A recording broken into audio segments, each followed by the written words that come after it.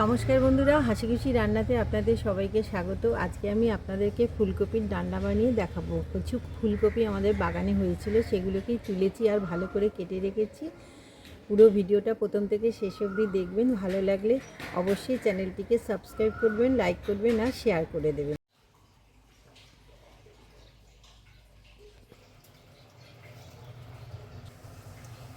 গাছের ফুলকপিগুলোকে তুলে আমি আজকে রান্না করব।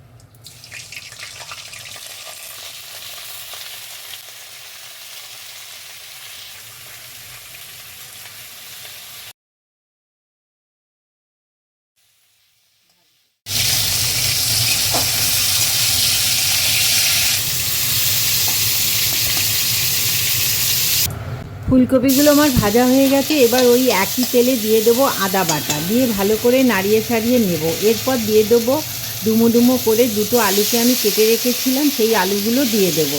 দিয়ে আমি ভালো করে ভেজে নেব। এরপর দেব টমেটো কুচি আর দুটো কাঁচা লঙ্কা। তারপর দেব লঙ্কা গুঁড়ো, হলুদ গুঁড়ো, জিরে গুঁড়ো আর ধনে গুঁড়ো, দিয়ে আমি ভালো করে নাড়িয়ে চাড়িয়ে নেব। এরপর দেব স্বাদ মতো নুন আর চিনি, দিয়ে ভালো করে নাড়িয়ে চাড়িয়ে নিতে হবে।